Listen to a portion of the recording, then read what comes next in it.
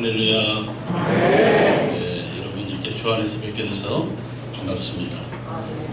저는 여기서 조금 멀리 떨어져 있는 건 아니고요. 요 강 건너 영광교회 시무장로로 섬기고 있는 김재원 장로라고 합니다. 제가 하고 있는 일은 통닭 사업을 지난 한 50년 전부터 하나님께서 인연을 맺게 하셔서 그 일을 하고 있고요. 오늘 여기 이렇게 정말 귀한 자리에 또 이렇게 존경하는 이 광역교회 임명희 목사님과 또 우리 장로님들 또 성도님들 초청해서 저의 삶을 나눌 수 있는 그런 기회를 주신 하나님께 영광을 돌리고 그저 우리 성도님들과 저희 삶 가운데 하나님이 어떻게 저를 인도하셨는가를 나누면서 우리 성도님부터 은혜 받고 또 하나님께 영광이 되는 그런 시간을 갖도록 하겠습니다. 사실 저는 제 인생의 삶을 좀 전체를 얘기한다면 2시간에도 모자랄 텐데 시간상 제가 짧게 말씀드리고 또 저의 삶을 좀 더 자세히 또 간증을 보시려면 새롭게 해서 제 이름 쳐보시면 또 간증이 나와 있거든요. 그래서 조금 이해 안 되는 부분은 거기서 좀 얻어가시면 좋을 것 같고요. 제 인생은 이렇게 여기 와서 보니까 정말 하나님이 사랑하는 교회, 정말 그 어린아이와 같지 않으면 천국에 들어갈 수 없다고 했는데 미드바르 찬양을 들으면서 너무 은혜를 받았고 제가 좀 긴장하고 있었는데 그 찬양을 들으면서 긴장이 싹 해소된 것 같습니다. 네, 그리고 아까 닭소리도 내주신 여러분들 계시는데 너무 하나님이 이렇게 순전한 믿음을 좋아하시고 어린아이와 같은 사람이 천국에 들어갈 수 있다고 그렇게 말씀해 주셨는데 여기에 뭐 훌륭한 분도 계시고 또 정말 어렵게 사시는 분들도 계시는데 어쨌든 하나님께서 저를 주일 대 예배에 저를 초청해서 이 자리에 보내주신 줄로 믿고 제 삶을 잠시 이렇게 나누도록 하겠습니다. 사실 저는 어떻게 보면 파란만장한 여러분들의 삶과 똑같이 어려운 삶을 살아왔고요. 지금에 와서는 정말 하나님께서 제 인생을 반전시켜 주셨는데 지금은 제가 이제 고진감래라고 하는 그런 마음을 가지고 지금 살아가고 있는데요. 참 그 잠언서에 보면 의인은 7번 넘어져도 다시 일어선다는 그런 잠언 24장 16절인가요? 그 말씀이 있는데 저는 제 삶에 참 많이 넘어졌습니다. 넘어졌는데 하나님께서 이렇게 세워주셨는데 제 고향은 저 전라북도 고창에 있는 그 조그마한 시골 동네에서 살았어요. 그러니까 그 김해김씨 문중의 집성촌에 한 15가구 그런 동네에서 1958년도에 제가 태어나서 거기서 한 13년 동안 이렇게 살아왔는데 아주 거기는 뭐 천수다 있는 그런 마을이었고 또 읍내까지 가려면 2-3km 걸어가서 학교를 다니고 이제 그러다가 제가 초등학교 이제 6학년 때 갑자기 부모님을 따라서 서울로 이사를 오게 되었습니다. 근데 제가 첫 번째 넘어진 것은 고향에서 1학년 때인가 초등학교 1학년 때인가 됐는데 산골에 심부름 갔다가 산 비탈을 내려오다가 넘어졌는데요. 제가 큰 바위에 제 이마를 껴가지고 피가 막 줄줄 흘렀는데 거기는 산골이라서 사람이 있을 데가 사실 있을 일이 없거든요. 그런데 밭에서 한 노부부가 제 울음소리를 듣고 달려와서 제 이마에 담배째로 해서 기혈을 막게 해주시고 살려주시는 게 이제 첫 번째 넘어짐이었는데요. 이건 뭐 어떻든 이런 일들이 우리가 살아가면서 흔히 있을 수 있는 일이잖아요. 그런데 그때도 저는 예수님 하나님 교회 몰랐는데 아마 하나님이 그때부터 저를 보호해 주시지 않으셨나 이렇게 생각이 드는데요. 13살 때 갑자기 서울로 이사를 왔어요. 서울로 이사를 온 것은 부모님의 어떤 가정생활이 좀 어려워서 이제 서울로 이사를 오시겠는데 서울에는 육촌들이 이제 다 장사를 하고 계시는 그런 두 분의 육촌 형님들이 계셔서 아마 그분들의 뭐 이렇게 인연으로 해서 아마 서울에 올라오셨는데 69년도에 서울에 올라왔습니다. 그리고 제가 사는 마을은 사당동. 그러니까 그때도 여기 영등포구였어요. 저는 이 동네 꼭 고향에 온 그런 기분인데요. 사당동 산동네에서 겨우 한 6식구가 저희 이 형제가 넷이는데 제가 장남이고 제 밑에 여동생, 남동생 이렇게 있었는데요. 정말 한 2평 정도 되는가요? 겨우 쪼그리고 잠잘 수 있는 그런 판잣집에서 살다가 부모님은 그 노점에서 닭을 이제 팔아가지고 그 생계를 유지하고 계셨는데 제가 서울 이사 와서 이제 1년을 쉬고 그 다음에 이제 학교를 가고 저희 동생들도 이제 학교를 가고 있었는데 제가 중학교 2학년 때인데 집안 형님이 학교를 찾아와가지고 흘림북도를 찾아와서 저를 부르는 거예요. 가서 봤더니 당숙모가 돌아가셨다는 얘기를 해요.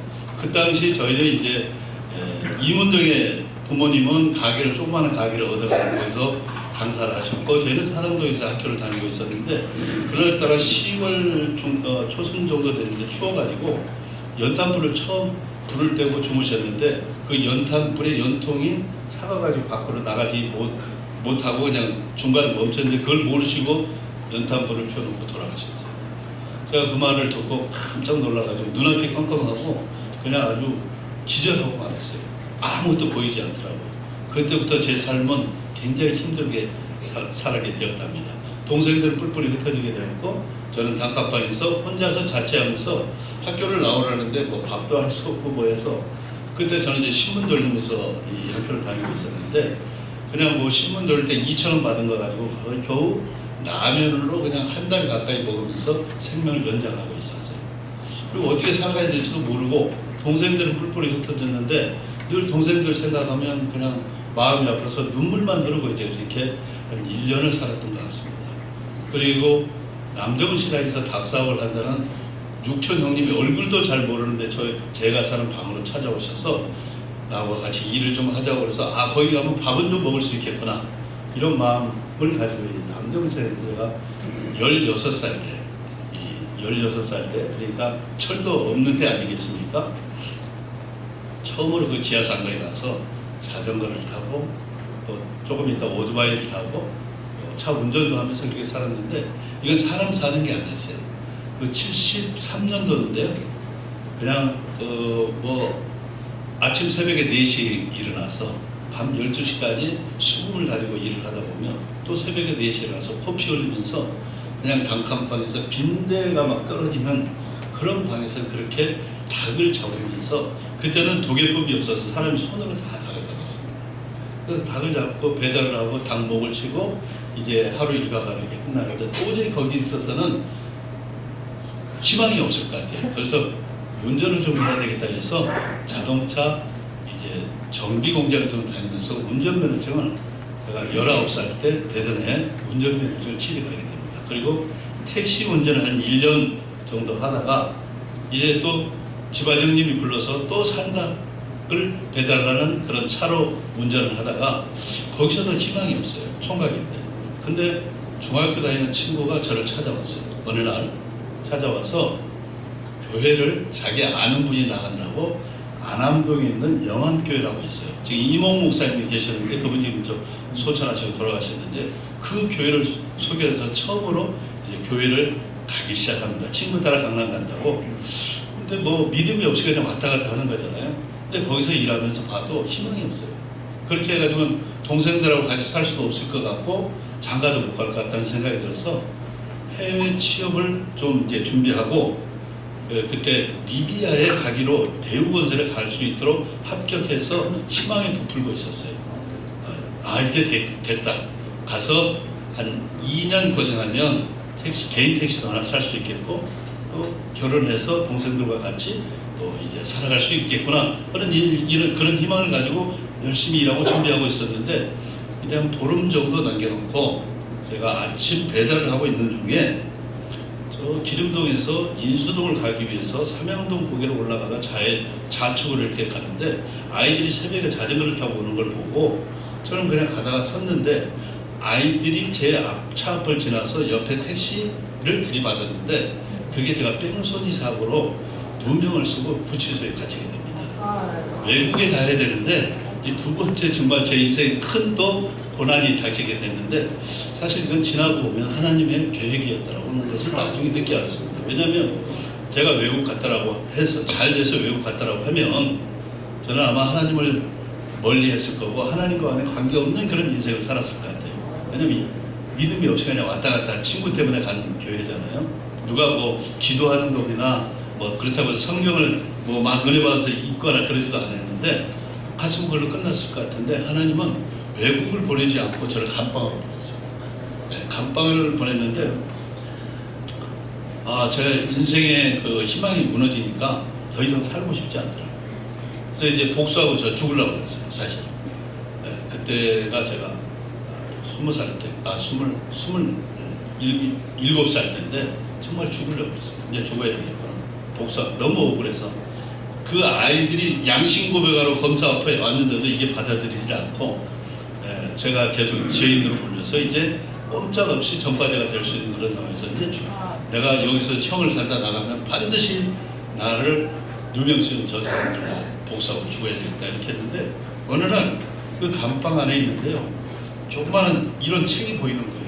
요게 이제 기도원 성경 책인데요, 요 책을 이렇게 펼쳐보는데 억울할 때, 누명을 씌울 때, 뭐 힘들 때 이런 구절을 읽는 게 있어서 이렇게 펼쳐봤더니 오늘 읽어드린 그 마태복음 6장 14절 15절 말씀이 눈에 들어오기 시작했어요.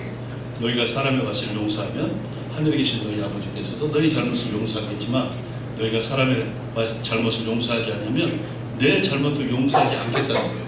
그래서 이 성경책을 보는데 왠지 그게 저한테 하는 말씀 같아서 용서하라는 거구나 해서 제가 그 사람들을 용서하고 바로 판결을 받고 집행유예로 풀려나게 됩니다. 판사도 이미 제가 죄인이 아니라는 걸 알고 있었어요. 아무 흔적이 없었는데 다만 목격자 때문에, 거짓 목격자 때문에 어쩔 수 없이 죄인이 되었는데, 제가 그들을 용서하기 위해서 부인 사건인데 다 시인하고 말았어요.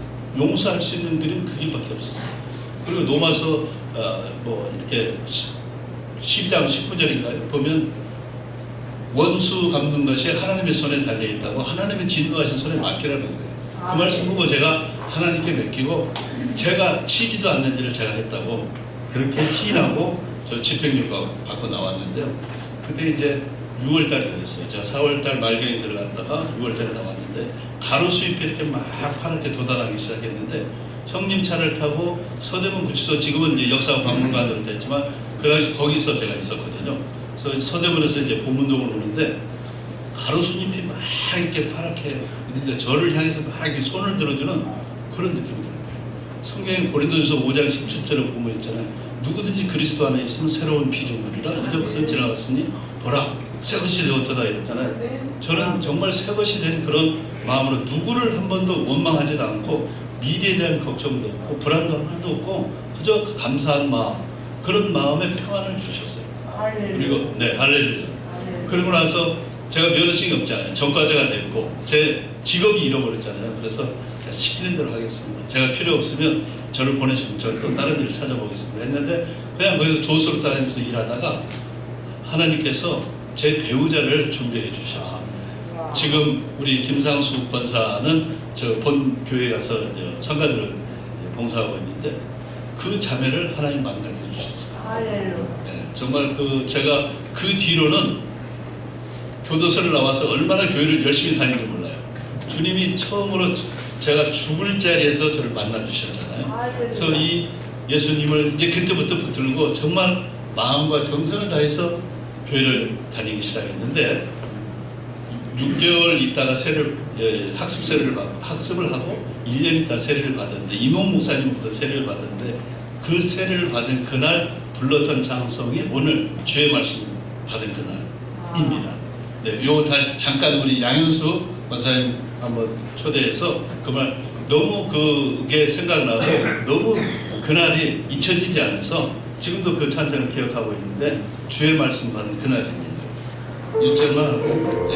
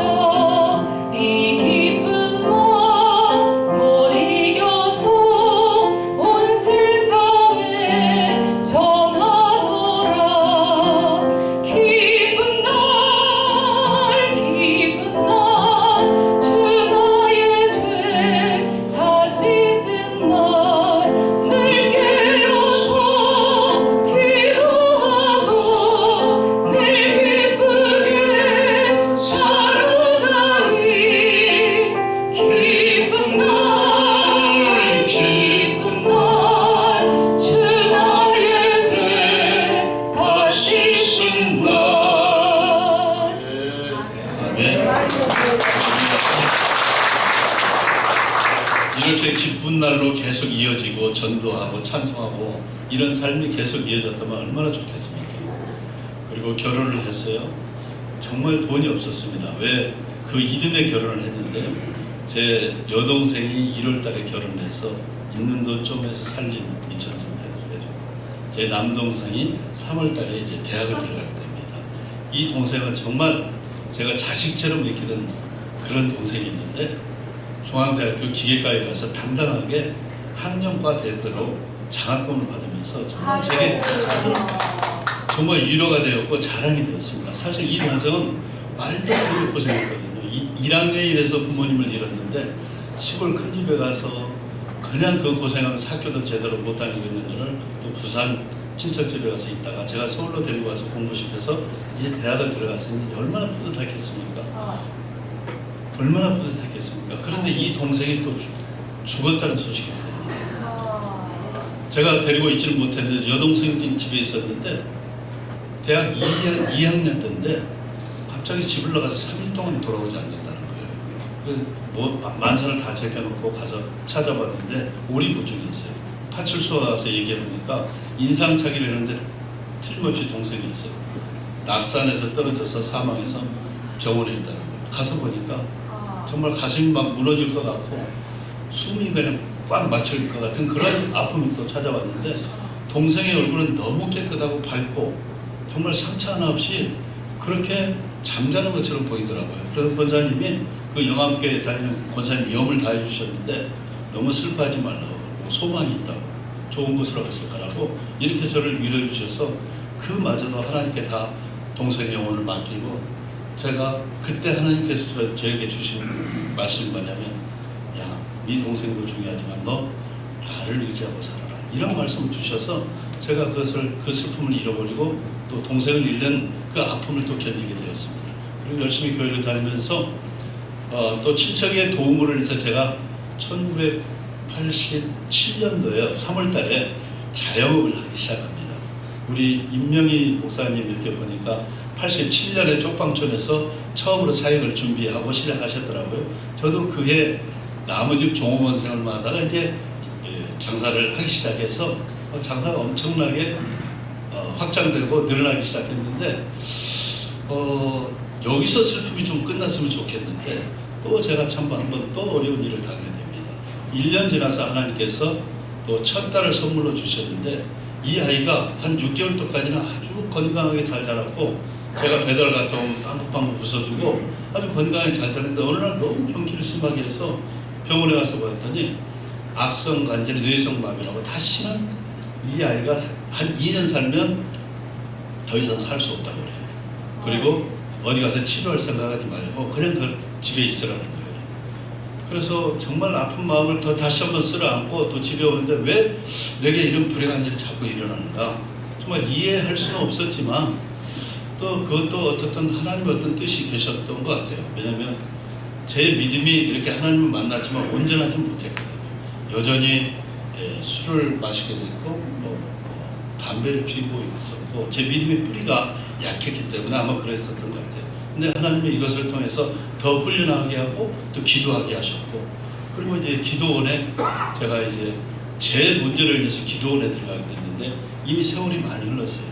5년이 지났는데 이 아이가 죽지 않고 그때까지 살아 있었는데 누워서만 있었어요. 누워서만 그냥 뭐 씹지도 못하고 이유식 먹고 그냥 겨우 생명만 연장하고 있었던. 물론 세브란스에 가서 경기를 좀 먹게 하는 약을 많이 타서 약을 한 주먹씩 먹고 그렇게 있었는데 아주 고통스럽게 아이가 이렇게 같이 살고 있었는데 제 문제로 어떤 분이 기도원을 우리 교회 집사님이 기도원을 소개를 해주셨는데 그때 이제 기도원을 제 문제로 들어가게 됐습니다. 왜냐하면 제가 살아온 인생이 하나님을 믿는다는 사람이 이게 못된 짓을 자꾸 하기 때문에 내가 많이 후회를 했거든요. 노름을 하고 담배를 피우고 이런 짓은 성도로서 온당한 일이 아니잖아요. 근데 그게 늘 후회스러웠는데 때마침 기도원을 소개해서 거기로 가고 싶은 마음이 있더라고요. 근데 그 당시 우리 교회는 허가받지 않으면 못 가겠는데 하여튼 집사님 소개해서 갔어요. 가서 봤더니 거기에 많은 분들이 계셨고 오늘 여기 김수현 목사님도 오셨는데 목사님도 거기 사모님이 아프셔가지고 거기서 기도받고 계셔서 목사님하고도 많이 기도하고 하게 됐는데 제 딸이 거기 있다는 것을 제 딸이 아프다는 것을 원장 선생님 얘기 듣고 딸을 데리고 오라고 그래요. 제가 한 보름 정도 있었는데 그 딸을 데리고 왔는데 원장 선생님이 이 딸이 걸어서 나가는 기도원 주위가 한 요 정도 되는데요. 걸어서 나가는 걸 꿈에 보여주셨다고 내가 시키는 대로 하라는 거예요. 그래서 이 기도원 주위를 한 10바퀴씩 돌으라고 해요. 그래서 10바퀴씩 돌았는데 조금씩 차도가 생기기 시작했어요. 눈동자에 전혀 초점이 없었는데 공이 굴러가는 걸 내가 이 눈동자를 따라가게 돼서 눈이 좀 살아나게 되고 한 번도 앉지 못하던 애가 겨우 앉기 시작하고 뭘 씹지를 못하는 애가 생매가지를 씹으면서 밥을 좀 먹기 시작했어요. 그리고 저는 그 기도원에서 정말 제가 초신자였지만 받지 못한 은혜를 많이 체험하게 됐어요. 교회에서는 겨우 말씀 듣고 나가면 다 잊어버렸는데 근데 말씀 막 들어오기 시작하면서 귀가 열리기 시작하고요. 성경책을 밤새 펴서 읽어봐도 꿀송이처럼 달달한 것을 그때 처음 거기서 제가 느꼈고요. 그리고 기도하기 시작했어요. 저는 부끄러워서 기도를 못했는데 막 소리내서 막 기도하기 시작했어요. 부끄럽지도 않고. 그리고 제 문제가 성령이 저는 거기서 성령을 체험한 것을 체험했습니다. 왜냐하면 하루는 기도를 받는데 막 눈에서 눈물이 막 비같이 흘러내리는데 이 눈물이 창피하기도 하지만 그 서글퍼서 우는 그런 눈물이 아니라 왠지 모르게 막 눈물이 막 쏟아지는데 원장 선생님 그걸 보고 참지 말고 눈물을 다 흘려요. 그래서 그 눈물을 다 흘리고 금식 기도를 2번을 했는데 제 문제가 해결됐고 이제는 내가 교회 가도 떳떳하게 정말 순종하면서 교회 봉사하면서 충성을 다할 수 있겠다 그런 마음을 주셨어요. 그리고 제가 2달 후에 이제 기도를 나와서 집에 오는데 집에 오는 그날 아이가 쓰지도 못했는데 아이를 좀 더 놓고 가라고 그랬는데 아이를 누가 돌봐주시라면서 데리고 갔어요. 그리고 차에서 내려서 이제 집에 현관에 내렸는데 아이가 그날 첫날 쓰기 시작했어요. 깜짝 놀랐습니다. 손을 잡아주니까 한 번도 걸어보지 않고 서지 않은 아이가 2발짝을 걷기 시작합니다. 이게 하나님의 살아계신 증거 아니겠습니까? 하나님의 믿음 약한 저에게 내가 살아있다는 것을 보여주신 거예요. 이건 도저히 불가능한 기적적인 일이 아니겠습니까? 그러고 나서 저는 이제 신앙생활을 쭉 하면서 또 교회 열심으로 충성을 하게 됩니다. 이제 제가 그동안 끊었던 피웠던 담배 그날 이후로 한 번도 피워본 적이 없고 노름하는 친구들 다 불러다가 다시 날 부르지 말아라. 이제 난 노름하고 난 상관없다 해서 노름 끊게 되고 이제 뭐 술은 그렇게 제가 체질적으로 안 맞아서 많이 마셔본 적은 없지만 그런 것들을 다 끊어버리게 되고 오직 교회에 충성하면서 뭐든지 시키는 대로 순종하는 그런 마음으로 교사를 하고 아이들을 하고 강사 같이 놀아주면서 교회 온갖 충성을 다하면서 모이는 데 열심히 했습니다. 수요예배, 금요예배, 새벽예배 지금은 그 열심히 좀 식어지긴 했는데요. 하여튼 그때 그 뜨거움은 이루 말할 수 없이 성령께서 제 삶을 친히 인도해 주셨다고 저는 믿고 있습니다. 그리고 제가 이제 사업도 엄청나게 많이 성장했는데 그 성장 과정을 우리 김소연 목사님이 너무 잘 아십니다. 조그마한 이렇게 구멍가게처럼 시작해서 회사를 만들고 그러다가 어느 해 저는 또 충주에 있는 도계장을 하나 인수해서 이제 시간이 좀 흘렀습니다. 도계장을 인수해서 하루에 한 7만 마리 정도 도계를 하고 있는데 그거를 제가 알고 있는 큰 회사 마니카라고 하는 회사의 부회장이 저를 찾아와서 공장을 좀 팔아달라고 자기들이 사겠다. 그리고 저를 대표회사로 좀 일할 수 있도록 일하면 어떻게든 저한테 제안이 들어와서 좋은 값을 팔고 제가 마니카에 딱 안정될 때까지 1년만 근무하기로 했는데 저를 놓아주지 않아서 거기서 저는 이제 정년을 하려고 했는데 회사가 또 어느 다른 사주로 또 바뀌면서 팔리는 바람에 저는 이제 회사를 나왔는데 정말 좋은 제안을 저한테 해주셨어요. 최고의 연봉과 최고의 대우를 해준다고 하는데 제가 그것을 거절하고 선교 농원이라는 법인 회사를 만들어서 이제 선교사님을 좀 구원해야 되겠다. 그리고 이제 이 사업장에서 뭐 영업하고 닭 팔고 이런 일 좀 그만하고 조용히 좀 이렇게 양계장을 해서 선교사님을 구원해야 되겠다. 이런 마음을 가지고 충주에 허가상 아무 문제 없는 땅 한 10,000평 정도 사가지고 이제 양계 사업을 시작하려고 일부 사고 빚도 좀 얻고 이렇게 해서 사업을 시작하려고 그러는데 아무 문제가 없는데 마을 주민들의 반대로 민원이 생겨서 하나님이 그 일을 못하게 했었어요. 그때 저는 잘 몰랐지만 처음으로 제가 무슨 일을 하는데 부딪히는 첫 번째 일이었어요. 그게 그 어려운 일을 처음 이제 겪게 되는 거죠. 거절 당하는 거죠. 잘 몰랐어요. 하던 일 다 노력해도 이건 되지 않는 일이었어요. 근데 하나님은 그걸 말리시고 저를 기도하게 하셨어요. 이제 기도할 일밖에 없겠다 해서 저는 그때 정말 마음이 막 다 가라앉고 우울증도 오고 막 공황장애까지 온 것 같아요. 잘 몰랐지만 후에 알았습니다. 그래서 강남 금식 기도원으로 이제 차를 몰고 가서 일주일 작정하고 기도하기 시작하는데요. 이 염려, 걱정이 사그라들질 않아요. 기도해도 상담을 받아도 그 마음의 불안감이 사라지질 않고 계속 응답이 없는 거예요. 그래서 3일 금식하고 일주일하고 내려오는 순간까지 마음이 편치를 않아서 마지막으로 기도를 해서 개인 구들어가 서 또 한 번 기도했습니다.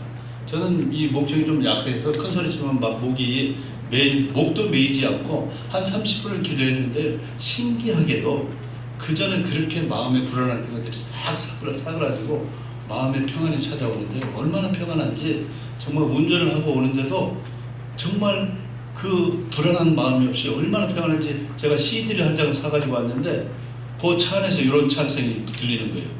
부서져야 하리 부서져야 하리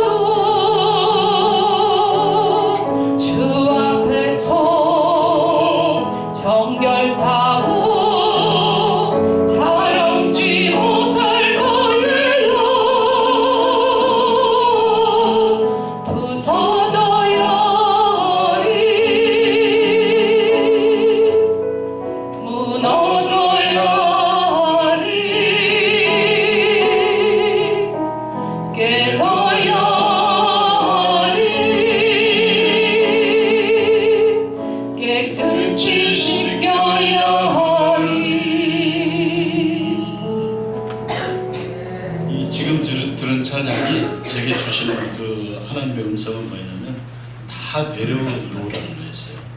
그래서 저는 그 찬양을 듣고 온전히 다 내려놓습니다. 사람이 말이에요. 높은 데 올라갔다 낮은 데로 떨어지는 게 그거 참 쉽지 않거든요. 내려놓는 게. 항상 저는 탑에 있었잖아요. 근데 바닥으로 내려놓을 때 저는 지하까지 내려놨어요. 그래서 그때부터 제게 주신 하나님이 두 단어를 주셨어요.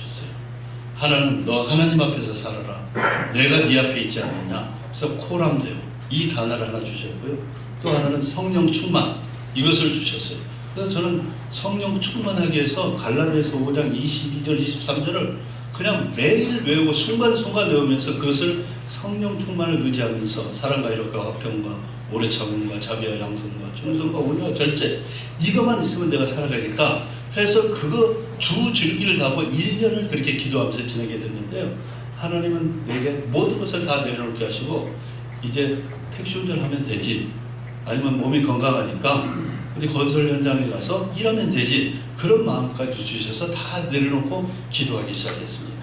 그리고 나중에는 청계산 기도를 나가서 아침에 나가서 점심까지 기도하다가 또 다시 내려와서 밥 한 그릇 사 먹고 또 올라가서 저녁에 어두컴컴해서 모기가 물릴 때까지 여름이면 이렇게 기도하셨는데 하나님은 그 기도를 하나도 빼놓지 않고 다 들으신 줄을 제가 나중에 믿게 되었습니다.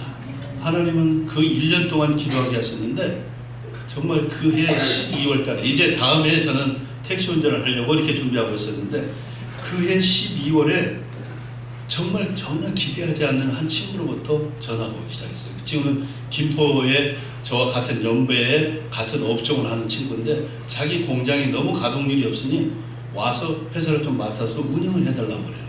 그래서 제가 이제 이게 하나님의 응답이구나 이렇게 생각하고 제가 하던 일, 잘 할 수 있는 일을 또 하게 돼서 얼마나 감사한지. 그래서 그것이 하나님의 응답이다 하고 2013년도 1월 2일부터 제가 이제 거기 영업 본부장으로 가서 일을 하게 됩니다. 그리고 한 3년을 거기서 일하게 됐는데 3년 동안 놀라운 일이 일어났어요. 2014년도에 이 친구가 갑자기 국회의원에 출마한다고 합니다. 그때 유정복 장관이 인천시장으로 시장 출마하면서 공백이 생겼는데 이 친구가 공천권을 받아가지고 이제 김포 국회의원으로 나가게 됐는데요. 정치의 문외한이었어요, 이 친구가. 그리고 김두관 후보를 누르고 10,000표차를 누르고 국회의원이 당당하게 당선이 됩니다. 그리고 나서 그 1년여간의 회사는 엄청나게 성장을 했어요. 근데 하나님이 하시는 일이 참 놀라우신 게 멀쩡한 사람 국회의원도 만들었지만 정말 제가 거기 있다고 그러니까 한 1년 동안 공백이 있었는데 많은 사람을 보내주셨어요. 닭을 팔려면 찾아가야 되는데 사람들만 보내주시더라고요.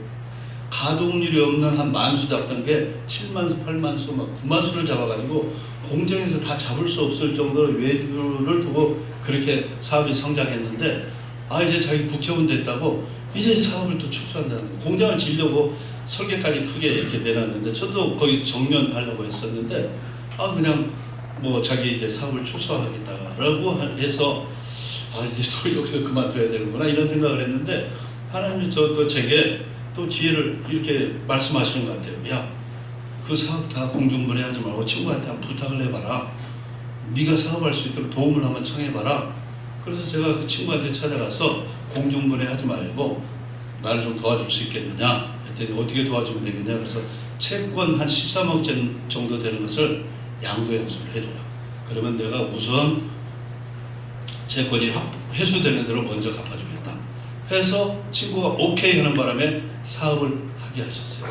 그때 제가 어떤 마음이 들었냐면 사업을 하도록 하셨는데 하나님이 마지막 때 나 같은 것도 쓰실 목적이 있으신가 보다. 이것은 제가 오늘 용서의 선물이라고 했잖아요. 제목을. 하나님이 이걸 선물로 주시는구나. 3년 동안 전혀 의도 없이 사업하려고 일도 생각하는데 하나님이 그렇게 사업할 수 있도록 만들어 주셔가지고 제가 2016년도부터 이제 제 사업을 시작하게 됩니다. 그리고 1년 동안에 매출이 한 500억 매출을 해서 이익금도 많이 남아서 그 이익금 남은 걸로 고향에 제가 교회 세우겠다고 서원 기도하는 거 한 10년 동안 못 갚았는데 바로 가져와서 교회 고향에 전혀 기독교 배경이 없는 그 고향에 교회를 세우고 하나님께 소원을 갚아드리게 됐습니다. 할렐루야. 네, 아멘. 이제 시간이 좀 많이 됐는데요. 저희 회사는 프랜차이즈 사업을 하는데 하나님께서 1년에 100개씩 확장하게 해주셨어요. 제가 8년 됐는데 이제 800개를 바로 눈앞에 두고 있는데요. 제가 하나님께 처음에 하나님 요만큼 주시면 제가 이런 일을 하겠습니다. 1년 해다가 기도 제목을 바꿔서 하나님 요렇게 주시면 요만큼 주십시오. 그러면 제가 이런 일들을 해서 선교 사역과 또 어려운 장애자 사역 이런 일들을 하겠습니다 했는데 하나님 그걸 채워주셨어요. 저는 이제 58년생이니까 3년 있으면 이제 제가 70이 됩니다. 그래서 저는 이제 70이 되면 돈 버는 일 이제 다 포기하고 일선에서 이제 그만두고 번 돈을 가지고 어떻게 하나님의 사역 나라 확장에 의해서 어려운 이웃들에서 쓸 수 있을까 이 생각에서 하나님께서 제게 세 가지 비전을 주시고 3가지 사역들을 주셨는데 그 첫째가 장애인 사역입니다.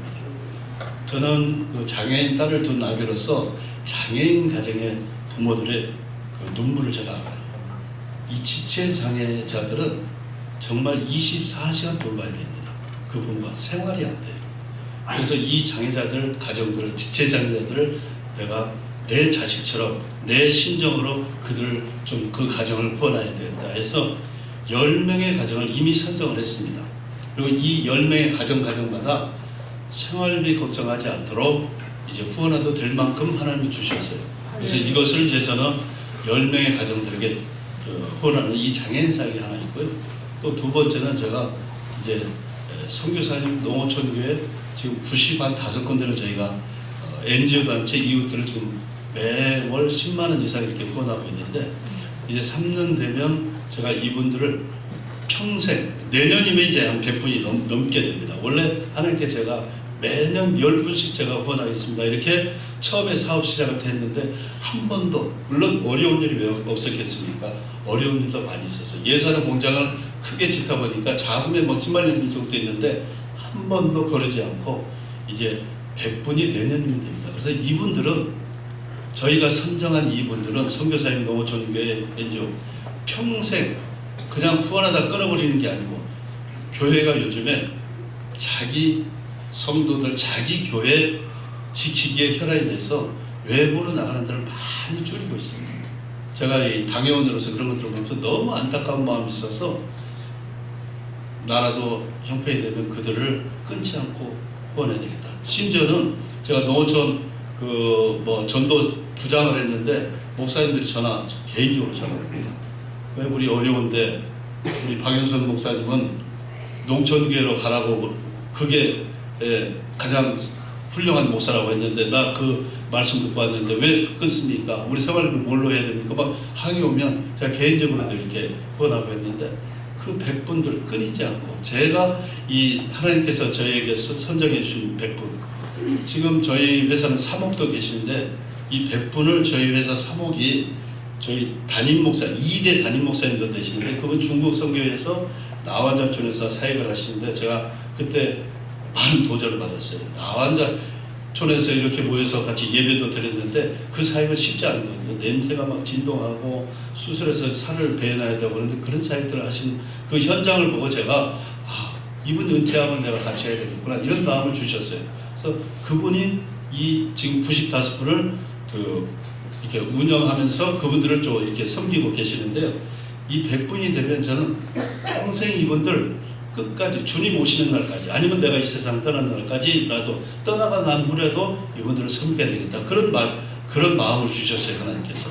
그래서 그분들을 섬길 장애전 사역. 그리고 선교사님과 농어촌교회 사역. 그리고 세 번째는 저는 이제 여행도 못했잖아요. 여행도 못해버려서 우리 여기 김종두 만화작가가 오셨는데 저분하고 저는 이제 선교 여행을 좀 하려고 합니다. 70 이후에는 제가 후원하는 선교사님들 사역지 전국에 한 27개 나라가 되거든요. 거기를 다니면서 여행도 하고 전도도 하면서 이제 저분과 같이 한 팀이 돼서 제가 이 선교 전도 사역을 좀 전도 여행을 하려고 합니다. 저분은 그 올피플의 이사장이신데요. 잠깐 일어나시죠.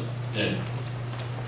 저분은 이제 만화 작가세요. 만화 작가인데 만화로 온 세상에 복음을 전하자라고 있는 캐치프레이를 가지고 만화를 지금 한 100만 권 이상 전 세계에 이렇게 전해줬는데 다 전 세계 그 나라 말로 번역을 해서 이렇게 지금 전하고 있는데 엄청나게 이것을 요구하고 있어요. 이것을 인도에서는 뭐 지금 30만 권이 밀려 있는데 이걸 하나 제작하면 한 1,000원 정도 들어간다고 그래요.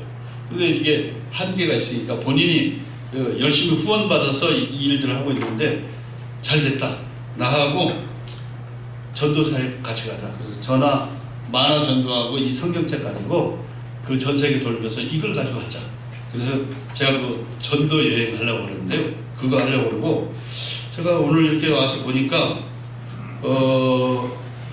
여기 지금 광역교회에 장기적인 목적이 있으시더라고요.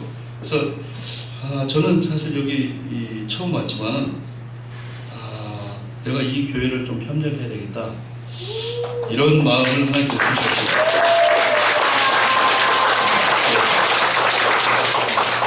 그래서 정말 때가 되면 하나님의 때가 되면 빈민가족 공동 주거시설 준비하고 계시더라고요. 또 하나는 청소년 장학사 이것을 위해서 준비하고 있습니다. 저도 기도하면서 때가 되면 적극적으로 협력하도록 이렇게 하겠습니다. 하나님께서 저의 인생의 그림은 한 3가지 정도가 되는데요. 제가 이것을 제 감정을 정리하고 마무리하고자 합니다. 시간도 많이 지난 것 같은데요. 첫째는 정말 하나님께서 저에게 재정과 또 열정과 이 건강을 주셔서 이런 일들을 하게 하셨는데 정말 나의 그 파란만장한 인생을 돌아볼 때 하나님께서 때마다 그 자리에 함께 하셨어요. 첫째 그림은 오늘 용서의 선물이에요. 여러분, 저는 정말 참 용서 이거 살아가면서 굉장히 어려운 난자라고 생각해요. 우리 조금 우리한테 피해주면 남을 우리는 2배, 3배로 갚으려고 그러잖아요. 그런데 용서는 하나님이 우리에게 주신 가장 큰 선물이라고 저는 생각합니다. 용서 없는 구원 없고 용서 있는 멸망도 없어요. 우리는 주님께 많은 용서를 받았잖아요. 억만 제약 가운데 그런 용서를 받았는데 마태복음 6장 9절에서 13절까지는 예수님 우리에게 주기도문에서 말씀하시고 14절 15절 오늘 읽은 말씀 용서에 대해서 다시 한번 강조해서 부연해서 설명하고 있거든요. 근데 용서하지 않고 우리가 살아갈 수 있을까요? 다 느껴보세요. 용서는 용서하는 자가 수혜자입니다.